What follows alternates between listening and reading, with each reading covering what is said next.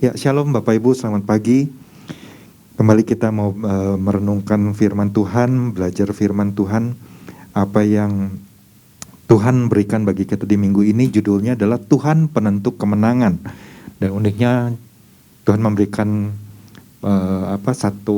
satu hal yang menarik ya, yang unik, yaitu 300, ya kan. Tetapi kan kemarin kita sudah dijelaskan apa maksud dari 300 ini. 300 atau 9.700 ya, yang menjadi sebuah pertanyaan. Dan kemarin Bapak Gembala sudah memaparkan, menjelaskan pesan Tuhan ini. Jadi bagi Bapak Ibu yang belum mendengarkan pesan Tuhan di minggu ini, silakan bisa melihatnya di YouTube ya, atau di aplikasi RDMB. Nah, baik, kita akan belajar firman Tuhan. Apa yang saya dapat lewat pesan Tuhan ini diambil dari Hakim-Hakim pasal yang ke-7 ayat yang ke-7. Hakim-Hakim pasal yang ke-7 ayat yang ke-7. Ya, sudah ada di depan. Kita bisa baca bersama-sama ya. 1, 2, 3.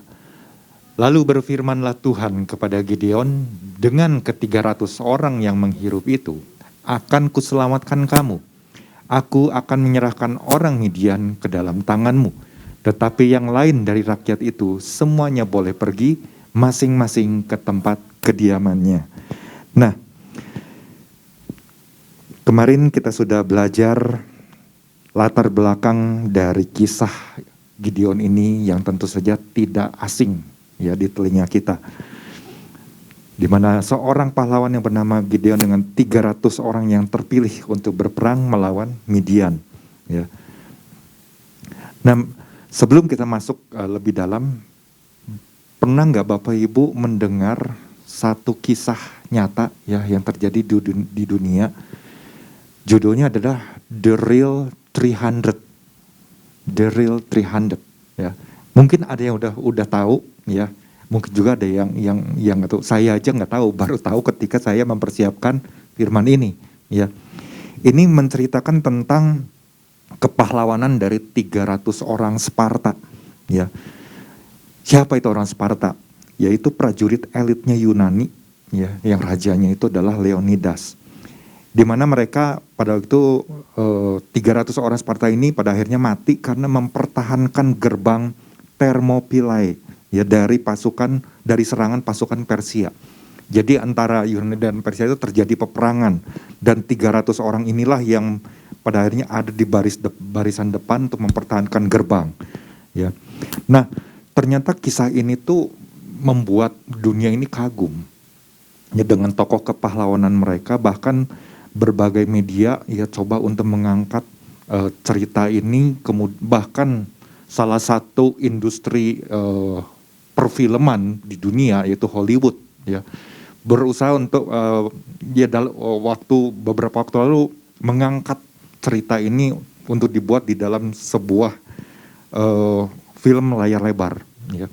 Artinya kan lewat kisah ini aja ya, tokoh kepahlawanan ini dunia mengaguminya ya.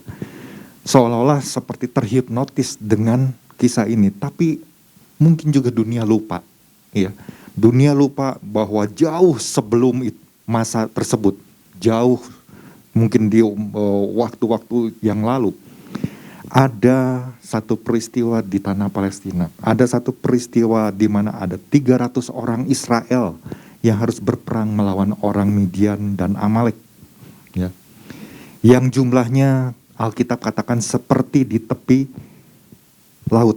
Ya, seperti pasir di tepi laut. Artinya kan kalau kita menghitung pasir di tepi laut aja banyaknya udah seperti itu. Ya. Nah, di mana ke-300 orang prajurit ini dipimpin oleh seorang yang namanya Gideon, yang sebetulnya pada waktu itu juga sedang mengalami satu ketakutan ya. Tapi inilah yang sebetulnya ya, bagaimana nanti kita belajar ada sesuatu yang menarik dari ke-300 orang ini ya. Siapa-siapa saja mereka nanti kita bisa belajar ya dari di bagian dalamnya. Nah, karenanya jelas ya kalau kemarin kita dengar 300 orang ini adalah orang-orang yang mengalami proses dari Tuhan ya. Lewat proses ada beberapa tahap yang harus dilalui. yaitu mereka ini adalah orang-orang yang pada akhirnya adalah orang-orang yang ditemukan, mereka ini adalah orang-orang yang tidak takut. Mereka orang-orang yang tidak gentar. Mereka juga adalah orang-orang yang memiliki satu sikap, ya, mentalitas kemarin dikatakan. Punya sikap mau berjaga-jaga, tetap waspada terhadap musuh. Ya, jadi dalam kondisi situasi genting dimanapun atau kapanpun, mereka menjadi orang-orang yang selalu siap, ya, berjaga-jaga seperti itu. Nah, kalau kita merenungkan pesan Tuhan bagi kita, ya, bagi Tuhan besarnya jumlah orang di dalam sebuah pasukan bukanlah sebuah penentu kemenangan, ya, atau tidaknya suatu pertempuran, karena pada dasarnya Tuhanlah yang menjadi penentu kemenangan di setiap pertempuran. Ya. Kalaupun Tuhan melibatkan sejumlah, ya, manusia di dalam suatu pekerjaan atau pertempuran, tujuannya adalah karena Tuhan sedang berurusan dengan orang tersebut untuk suatu maksud. Nah, makanya Bapak Ibu nanti bisa pelajari lebih lagi, ya, tentang pesan Tuhan ini. Apabila Tuhan memberikan pesannya kepada kita, di mana Tuhan menekankan pada angka 300 ini, ya, 300 orang, seperti apa yang Tuhan lakukan kepada Gideon. Maka yang Tuhan mau adalah tangkap baik-baik, ya. Tangkap baik-baik. Ada maksud Tuhan yang luar biasa di balik penyebutan angka 300 tersebut. Artinya ada kriteria tertentu yang Tuhan kehendaki terlebih dahulu tentunya. Nah, kemarin ada dua hal yang sudah disampaikan Bapak Gembala. Yang pertama adalah Tuhan melibatkan orang percaya di dalam pekerjaan besarnya, tetapi bukan semua orang percaya. Yang kedua, Tuhan melibatkan orang percaya yang mau dengar-dengaran di mana sesungguhnya Tuhanlah yang berperang. Nah, tadi di awal saya ceritakan ada satu kisah, ya, yang nyata tentang The Real 300. Orang lupa kalau kita mau melihat jauh ke belakang, sebetulnya yang jauh lebih heroik adalah apa yang dilakukan Tuhan lewat Gideon dengan 300 pasukannya. Itulah yang sesungguhnya yang harusnya kita kagumi, ya. Itulah yang mungkin, ya, peristiwa The Real 300 ini mendapatkan ide dari peristiwa Gideon ini, ya. Nah, karenanya pagi hari ini, ya, satu poin aja yang bisa saya tambahkan, nanti ada bagian A dan bagian B-nya, ya, di bagian dalamnya, yang bisa kita tangkap berkaitan dengan pesan Tuhan ini, ya, agar kemenangan serupa bisa kita alami di masa sekarang. Yang saya temukan adalah Tuhan mau melibatkan orang-orang percaya, ya, yang mau memberikan seluruh hati dan kekuatannya, ya, yang mau memberikan seluruh hati dan kekuatannya untuk apa? Untuk menggenapi rencana Tuhan. Untuk menggenapi rencana Tuhan. Ayatnya tetap diambil dari Hakim-Hakim pasal yang ke-7 dan yang ke-7. Lalu berfirmanlah Tuhan kepada Gideon, dengan ke-300 orang yang menghirup itu akan kuselamatkan kamu. Ya, penekanannya di situ. Dengan ke-300 orang yang menghirup itu akan kuselamatkan kamu. Aku akan menyerahkan orang Midian ke dalam tanganmu. Tetapi yang lain dari rakyat itu semua boleh pergi masing-masing ke tempat kediamannya. Nah, kalau kita renungkan kembali, ya Bapak Ibu, terpilihnya 300 orang ini kan lewat seleksi, ya. Lewat seleksi beberapa tahap yang harus dialami.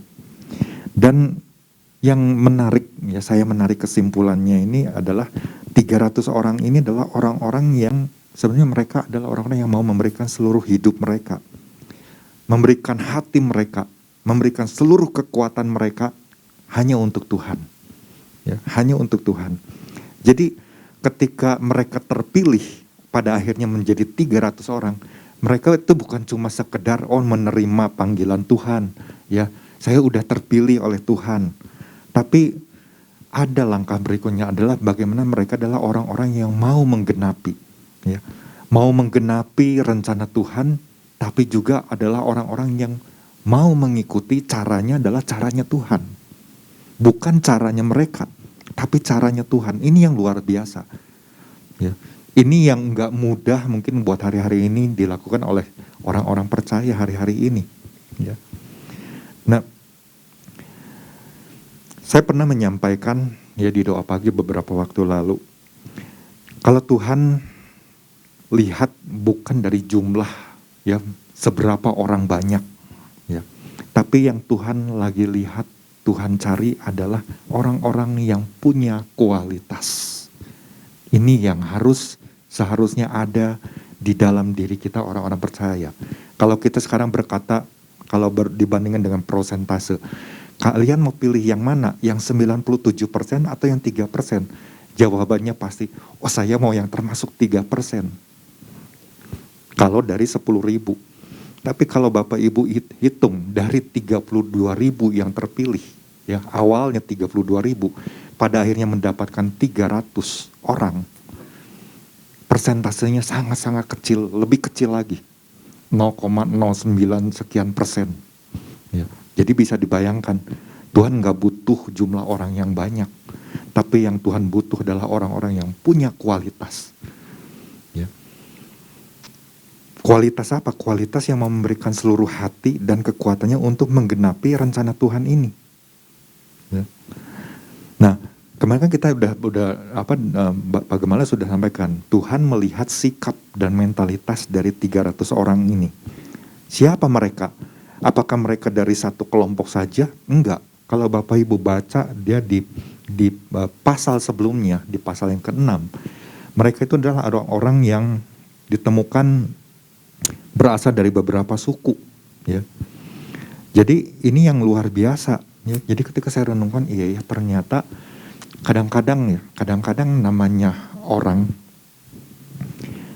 Saya kan beberapa waktu lalu bertemu dengan Ketua Umum Laskar Siliwangi Indonesia. Ya, dia juga adalah Ketua Umum Lembaga Anti Korupsi seluruh Indonesia.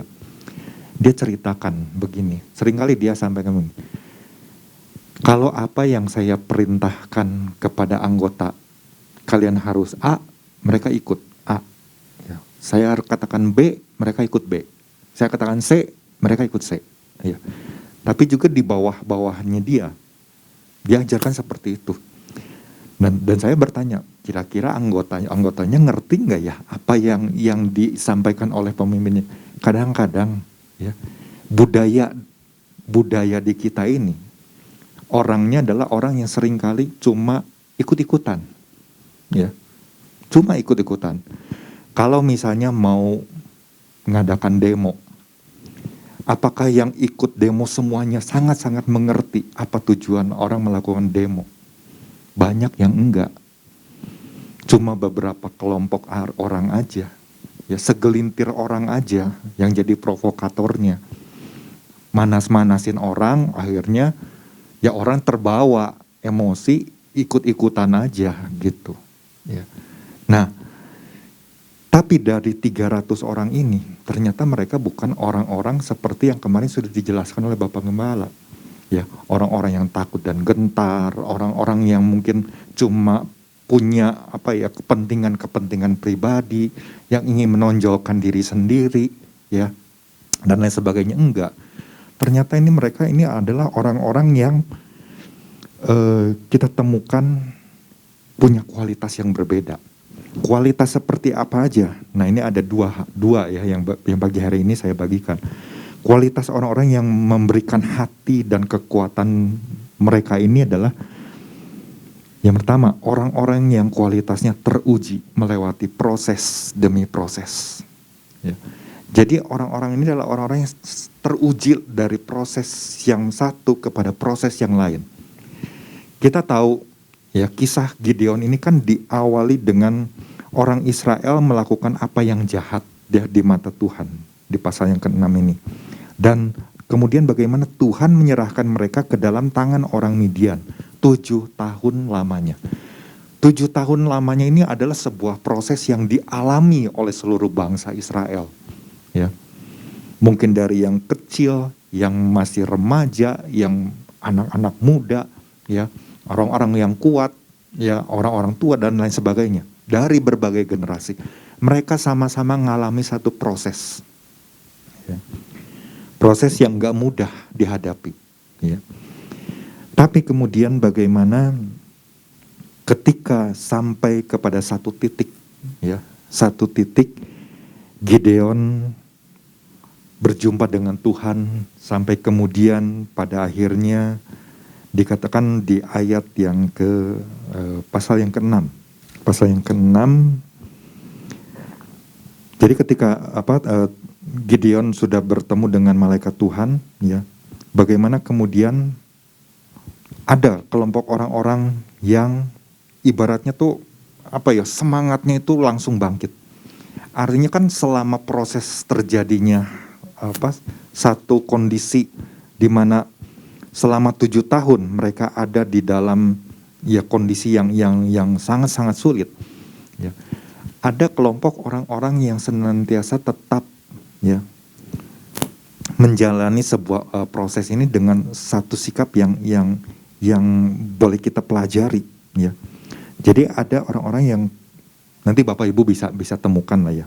Ada orang-orang dari suku Naftali, ada orang-orang tertentu lah yang kemudian menangkap seruan dari Gideon ini, dan kemudian yang luar biasa dari kelompok-kelompok ini saya bayangkan ternyata mereka selama ini mungkin punya pemikiran yang sama, punya tujuan yang sama, ya, punya penderitaan yang ada di dalam hatinya itu. Mereka seolah-olah tetap punya pengharapan hanya kepada Tuhan, ya. Tapi di sebagian orang lain lagi, ya, mereka adalah orang-orang yang menyembah Baal, ya. Orang-orang yang mulai terpengaruh dengan hal-hal yang lain. Tapi buat yang ke-300 orang ini yang pada akhirnya terpilih dari suku-suku tertentu ini, mereka adalah orang-orang yang benar-benar selama ini mereka menghidupi cara hidup yang benar, ya. Berdiri di atas kebenaran, ya. Nah, karenanya ketika sampai kepada satu titik di mana cara Tuhan ini akhirnya menyeleksi mereka, terpilihlah 300 orang ini, ya. Dan itu adalah sebuah perjalanan sebelum sampai kepada titik di mana Tuhan kemudian memerintahkan Yosua, ya. Waktu udah pulang 22.000, tinggal 10.000, sampai hanya 9.700 akhirnya juga diperintahkan untuk pulang. Itu adalah sebuah proses, ya. Sampai pada titik itu tuh jadi ada perjalanan-perjalanan yang dilewati oleh mereka. Dan ke-300 orang ini adalah orang-orang yang saya katakan tadi tetap berdiri teguh di atas kebenaran firman Tuhan. Tetap punya pandangan yang fokus hanya kepada Tuhan, ya. Nah, nanti Bapak Ibu bisa temukan ya di pasal yang ke-7 ayat yang ke-2 sampai ke-6. Nah, setelah mereka mengalami proses tersebut, apakah kemudian mereka berhenti enggak? Ya. Oh, udah lewat nih waktu sampai bagaimana cara Tuhan melihat mereka mengambil air minum kemudian meminumnya. Apakah berhenti sampai di situ? Enggak. Ternyata proses itu terus berjalan. Dan di dalam proses yang dijalani itu, mereka tetap mau mengikuti caranya Tuhan. Ini yang luar biasa. Ya. Kita bisa lihat ya di ayat yang ke-9. Pada malam itu berfirmanlah Tuhan kepadanya, bangunlah, turunlah menyerbu perkemahan itu, sebab telah kuserahkan itu ke dalam tanganmu. Tetapi, nah ini kan Tuhan yang tahu sebenarnya kondisi mereka. Jika engkau takut untuk turun menyerbu, turunlah bersama dengan pura bujangmu ke perkemahan itu. Maka kau dengarlah apa yang mereka katakan, ya. Kemudian engkau akan mendapat keberanian untuk turun menyerbu perkemahan itu. Lalu ya yang dilakukan oleh Gideon dan bujangnya ini adalah mereka turun, ya. Turunlah ia bersama dengan pura bujangnya itu sampai kepada penjagaan terdepan laskar di perkemahan itu. Jadi Tuhan itu sebenarnya tahu kondisi dari 300 orang ini, bukan karena takut untuk berperangnya atau genap, tapi ada dalam satu kondisi mungkin Tuhan sangat-sangat tahu hati dari 300 orang ini. Tapi Tuhan memberikan kekuatan, dan kekuatan itulah yang pada akhirnya membuat mereka tetap punya satu semangat, enggak langsung menjadi down, ya, tapi mereka tetap ya punya satu hal yang harus mereka jalani, ya. Dan akhirnya ternyata ada keberanian waktu mendengar sebuah cerita ya dari mimpi dan lain sebagainya. Ini adalah orang-orang yang kemudian bangkit, ya. Selesai sampai di situ enggak ternyata. Masih ada proses yang terus berjalan, ya. Setelah mereka mendengar cerita ya dari orang lain di ayat yang ke-14, selanjutnya di ayat yang ke-16. Dari 300 orang ini dibagi jadi 3 pasukan. Cuma 100. Semuanya dikasih senjata. Namanya senjata, mungkin orang berkata, ya Gideon, senjata itu harus pedang, tombak ya, atau apalah ya seperti itu. Mungkin mereka berharap seperti itu. Tapi yang diberikan adalah apa? Sangkakala. Kemudian diberikan juga yang namanya buyung kosong dan juga suluh. Mungkin mereka udah bercanda kali ya. Gideon, engkau mah bercanda kali, masa sangkakala sih? Sangkakala tuh buat apa gitu. Mungkin dari 300 orang ini awalnya mereka nggak memahami, nggak mengerti. Saya di rumah ada sangkakala. Sebenarnya sangkakala itu untuk anak saya dulu karena dia kepengen gitu. Tapi kemudian karena saya melihat, wah sangkakala itu orang yang niup tuh rasanya beda sekali ya. Sampai punya keinginan untuk bisa meniup sangkakala. Waktu saya coba tiup, yang keluar tuh angin, plong begitu, nggak ada bunyinya gitu. Ya, gampang nggak untuk belajar ini? Ternyata nggak mudah ya. Ada cara-cara tertentu. Dan setelah diberitahukan ya caranya seperti ini, saya coba nggak bisa juga gitu. Ya suaranya itu nggak stabil, kadang-kadang bunyi, kadang-kadang angin aja seperti itu. Sampai akhirnya kemudian saya didoakan, ya, diurapi, didoakan, minta supaya Tuhan kasih ya talenta supaya bisa niup sangkakala. Setelah didoakan itu nggak berapa lama saya coba sampai akhirnya berhasil. Bisa meniup sangkakala, ya. Wah, rasanya itu kan sebuah kebanggaan, ya. Bisa niup sangkakala. Dan ternyata sangkakala kalau orang bilang ini kan mau perang, sangkakala ini buat apa gitu. Ternyata sangkakala itu punya makna, Bapak Ibu.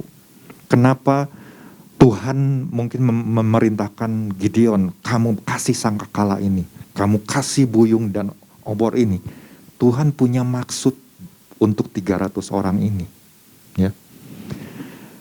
Tuhan mau 300 orang ini tinggal di dalam pengurapannya Tuhan, ya. Orang yang tinggal di dalam pengurapannya Tuhan, mereka bisa, ya, mereka diberikan kemampuan untuk meniup sangkakala, bukan seperti yang mereka mau, ya. Karena kalau Bapak Ibu yang suka dengar bunyi sangkakala, itu kan nada-nadanya kan berbeda-beda, ya. Ada yang waktu ditiup cuma mungkin 3 kali, ada yang sampai 9 kali, ada yang pendek bunyinya, ada yang panjang bunyinya, ada yang panjang terus berulang-ulang. Ternyata itu kalau Bapak Ibu pelajari, itu punya makna yang dahsyat, ya.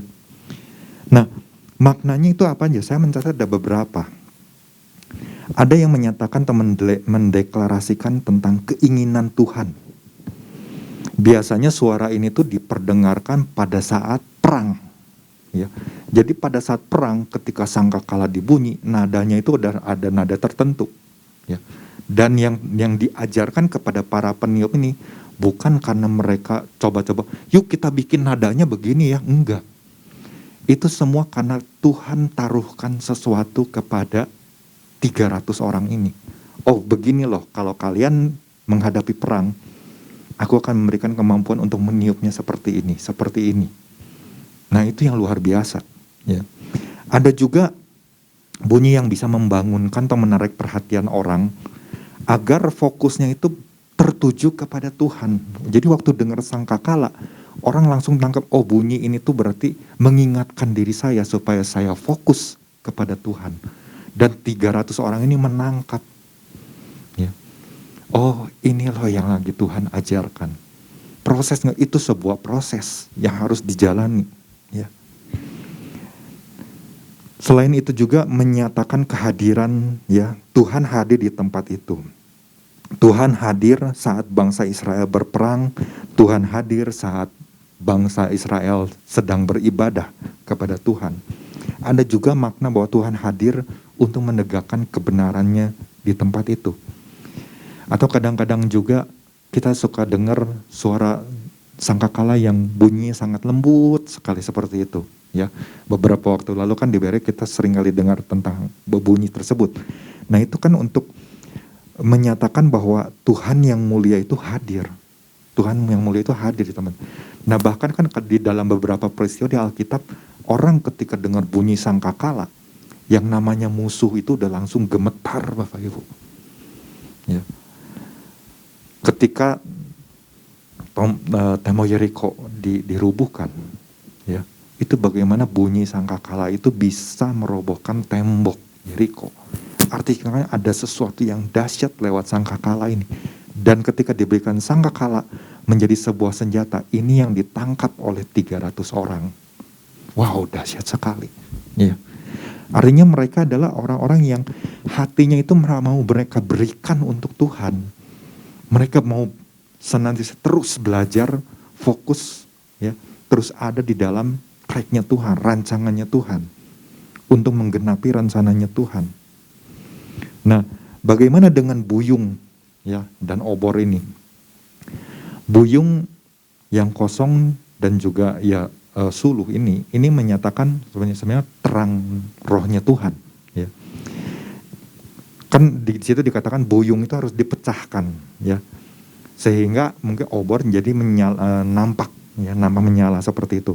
Nah ini sebetulnya kan bisa ya dimaknai sebagai bahwa kita sebagai orang-orang percaya itu harus mau dibentuk, diremukkan hati kita, ya. Tapi juga kita harus mau tetap setia kepada Tuhan, ya. Dan ketika kita alami yang namanya proses mungkin peremukan hati, ya, segala kesombongan, keangkuhan, mungkin hal-hal yang tidak berkenan di hadapan semua disingkirkan, kemudian kita mau dibentuk oleh Tuhan, ya, maka terang itu mulai menyala lewat kehidupan kita. Dan itulah yang terjadi di dalam 300 orang tersebut.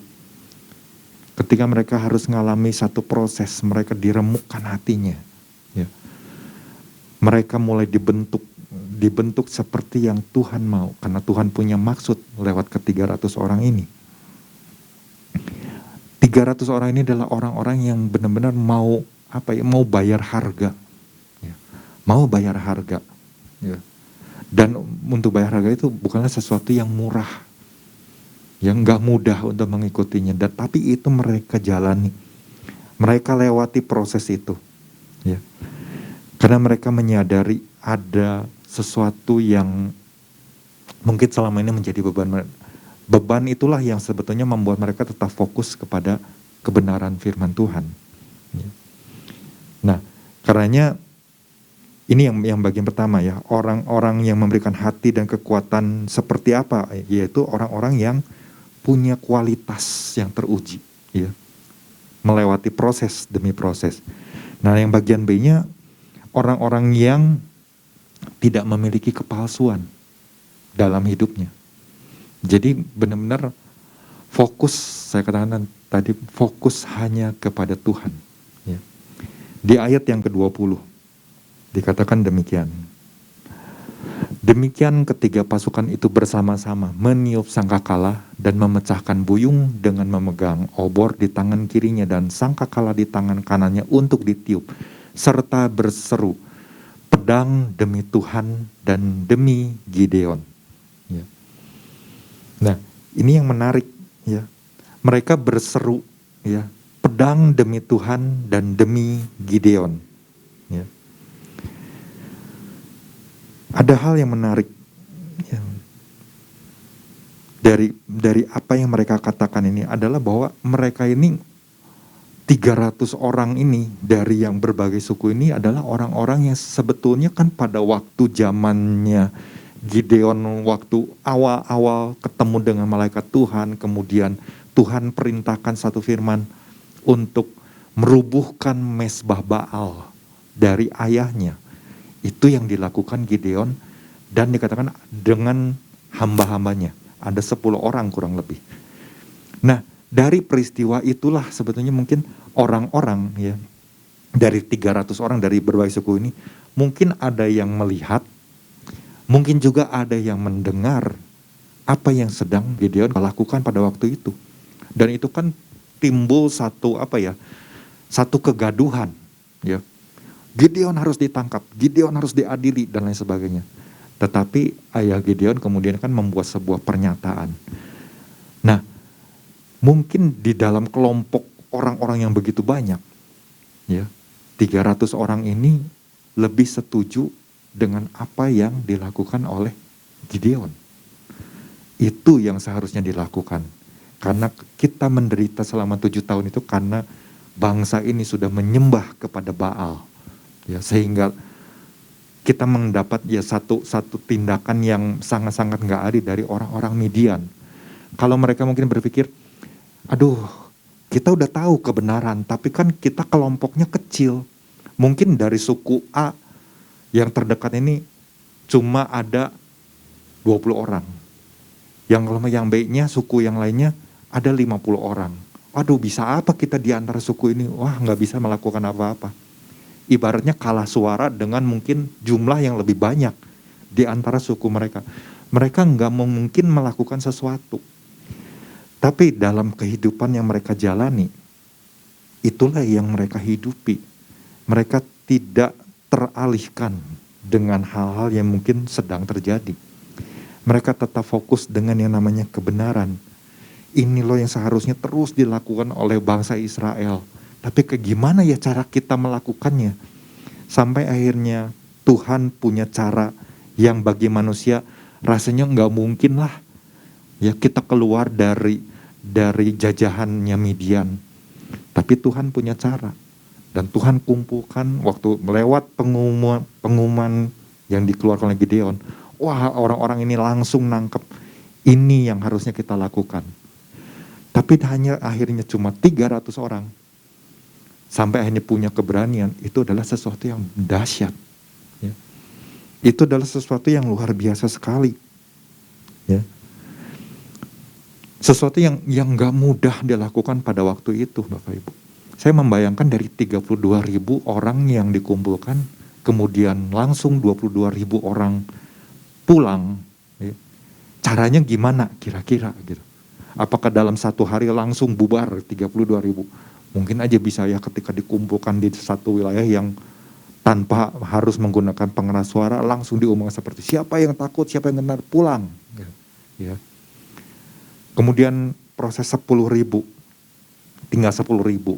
Akhirnya dengan cara dikumpulkan, akhirnya ambil air untuk diminum, langsung pulang juga 9.700-nya.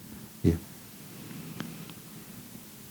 Mungkin itu memerlukan proses beberapa hari, ya, dijalani beberapa hari atau beberapa waktu, ya, sampai akhirnya mereka melihat, ya, oh ini loh yang seharusnya kita lakukan. Dan mereka 300 orang ini dikatakan demi pedang Tuhan dan demi Gideon, ya. Ini kan sesuatu yang luar biasa. Artinya fokus mereka bukan kepada diri mereka. Tapi fokus mereka tetap apa yang mereka lakukan adalah untuk Tuhan dan untuk pemimpin mereka. Ini sebuah hal yang luar biasa menurut saya. Karena 300 orang ini kalau mungkin mereka melihat, Gideon dari suku apa sih Gideon? Mungkin orang akan dari suku Naftali misalnya, seperti ngapain kita percaya kepada mereka, ya. Tapi 300 orang ini mereka mau punya penundukan diri yang benar kepada pemimpinnya, yaitu Gideon. Terlebih lagi kepada Tuhan. Nah, ini yang perlu kita pelajari. Ya. Hari-hari ini kan kita sebagai orang percaya, ya, apakah kita ada di dalam bagian mungkin 300 orang ini? Ya, sikap orang-orang yang seperti ini, orang yang tetap fokus kepada Tuhan. Orang yang tidak teralihkan oleh hal-hal yang hari-hari ini dunia sedang tawarkan. Yang tidak teralihkan dengan berbagai hal yang mungkin sedang mengancam yang namanya kehidupan. Kita tahu dunia hari-hari ini, perang masih terjadi, Rusia dengan Ukraina. Kemudian resesi ya terjadi di beberapa negara, bahkan 2023 ya. Waktu hari Senin kemarin Bapak Gembala sampaikan di dalam perkumpulan gereja-gereja perwakilan dari Kristen, bahwa 2023 ini kan diprediksi ekonomi kondisinya gelap, dunia pun dalam kondisi yang gelap. Ya. Orang udah banyak memperkirakan, oh negara A akan mengalami resesi, negara B mengalami resesi, bersiap-siap seperti itu. Artinya ada dalam satu kondisi yang sangat-sangat takut. Orang hari-hari ini aja pikir, waduh nanti gimana ya ke depannya, kita mau makan apa, kita nggak punya uang, kita nggak punya ini, nggak punya itu. Orang udah seperti itu. Orang mulai lupa ya dengan pribadi Tuhan. Krisis kepercayaan kepada Tuhan itu mungkin hari-hari ini sudah semakin banyak ya. Terutama juga tentunya peringatan bagi kita orang percaya ya.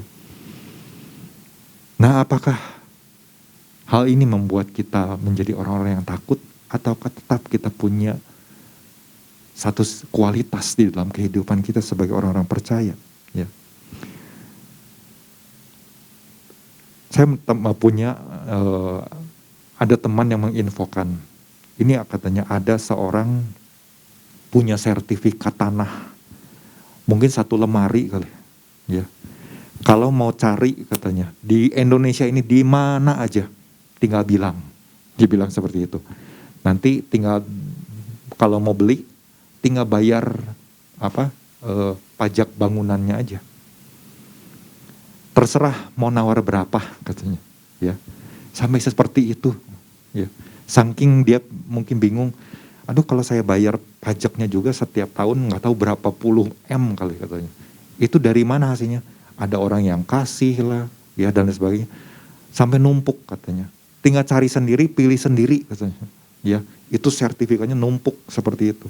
Wah, saya pikir ini dunia hari-hari ini sampai seperti itu. Ya. Orang saking takutnya banyak orang yang jual, yang punya rumah, dijual murah dan lain sebagainya. Artinya kan mungkin mentalitas mereka udah mulai turun. Ya. Hal-hal yang rohani yang harusnya dipertahankan, tetap percaya kepada Tuhan, itu mulai luntur. Ya. Orang udah mulai banyak ya diliputi oleh berbagai mungkin hal yang mereka dengar, yang mereka lihat. Tetapi mari kita pagi hari ini lewat dua hal yang bisa saya bagi tentang kualitas ya. Mari kita menjadi orang-orang yang senantiasa terus meningkatkan kualitas kita, sekalipun ada proses yang harus kita alami. Dan kita juga menjadi orang-orang yang berkualitas yang tidak memiliki kepalsuan di dalam hidup kita. Artinya ya kita menyatakan sesuatu seperti apa yang Tuhan mau untuk kita katakan ya. Karena itulah pribadi orang-orang yang Tuhan mau libatkan ya sebagai orang-orang percaya yang memberikan seluruh hati dan kekuatannya untuk menggenapi rencana Tuhan terjadi. Demikian firman Tuhan, biarlah boleh mengingatkan kita semua, menambah pengetahuan buat kita semua untuk melakukannya. Tuhan Yesus memberkati.